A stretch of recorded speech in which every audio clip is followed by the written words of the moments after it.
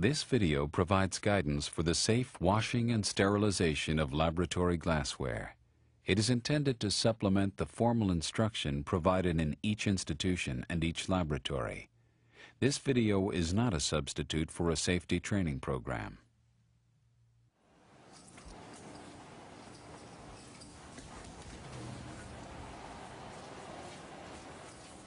In a scientific research laboratory, everyone who supports the scientists shares two responsibilities: to carry out his or her duties with great care and to work safely.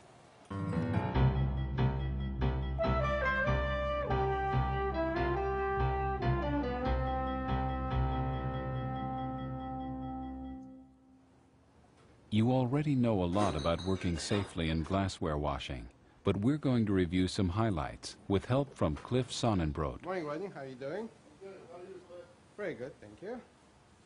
He knows how important it is to watch out for anything that could cause a slip, trip, or fall.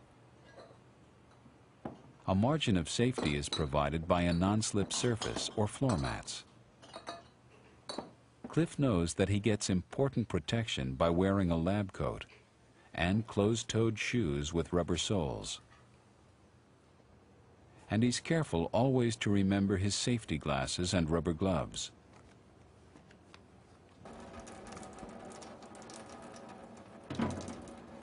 As a first step, Cliff sorts the glassware and sets aside any problem items. What should he do with a chipped or cracked bottle? Right, out it goes. Items that contain chemicals or contamination go straight back to the researcher, who knows the hazard level and proper disposal.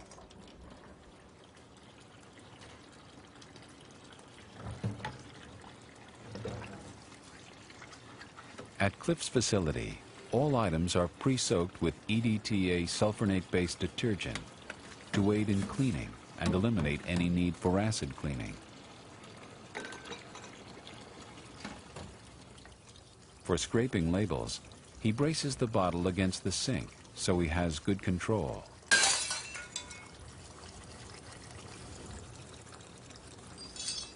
You can always tell a glassware washing facility that has good teamwork and caring people. Whenever there's a small problem, it's taken care of right away, so no one is exposed to danger.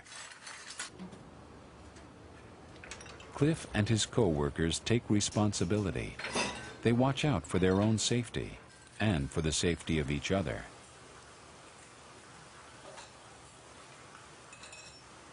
No washing machine can work well unless its filters and drains are clean. Cliff always checks before starting to load.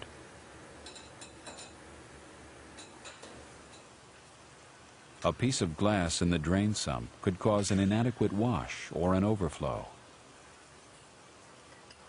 Different facilities load trays for washing in different ways. This is how they do it here. Tubes and other small items are weighted down under a metal tray or basket. Large and bulky items go in the back.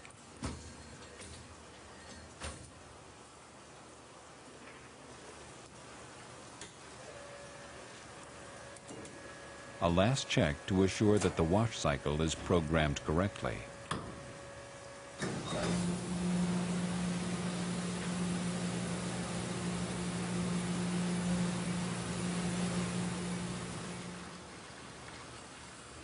When the wash is finished, Cliff allows some time to pass before opening the washer.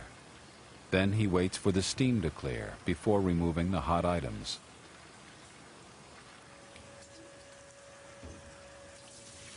He empties trapped water and makes sure all items are secure before sliding out the tray. Acid washing isn't used much anymore. Newer methods are so much safer.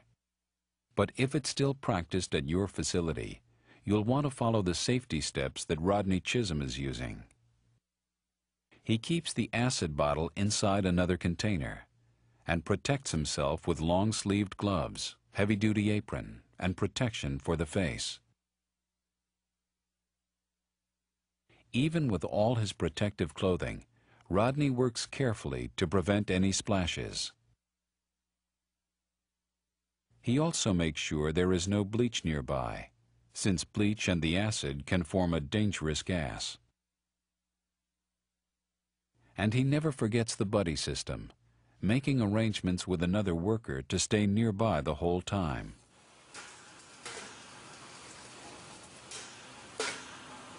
Meanwhile, Cliff is getting ready for autoclaving. He's careful to select only those items that can withstand the intense heat and pressure. When plastic melts inside the autoclave, well, you don't even want to know. Trays and all items need to be on a shelf, never directly on the bottom of the autoclave.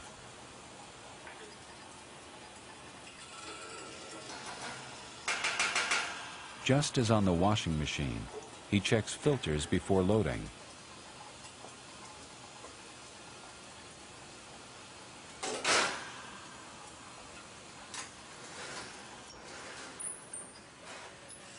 Cliff is careful to make sure the door of the autoclave is fully closed.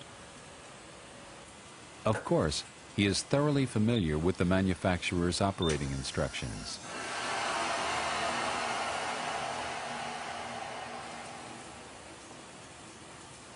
If you had to list what to be careful about in glassware washing, you might put steam and heat at the very top.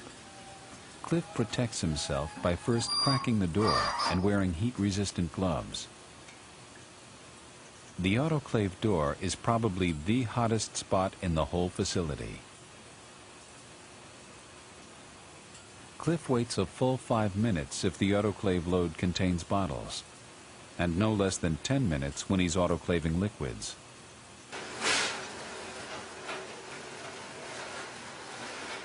And then he lets the items stand for about another 15 minutes.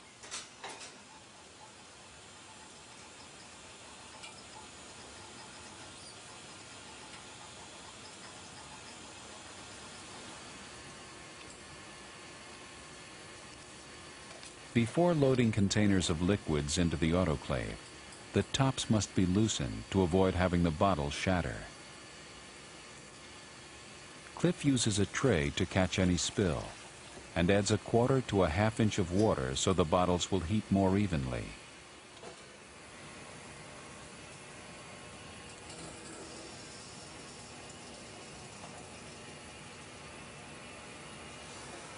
After autoclaving, Cliff wears a rubber apron when removing liquids. As you know, any bottle still bubbling could explode easily if touched. At Cliff's facility, the rule is, let them stand in an out-of-the-way spot a full hour before handling. We'll close with a comment about the drying ovens. People who forget themselves and put plastic into a drying oven that's set to the temperature for glassware can cause havoc. So make sure you use separate ovens or check the temperature carefully.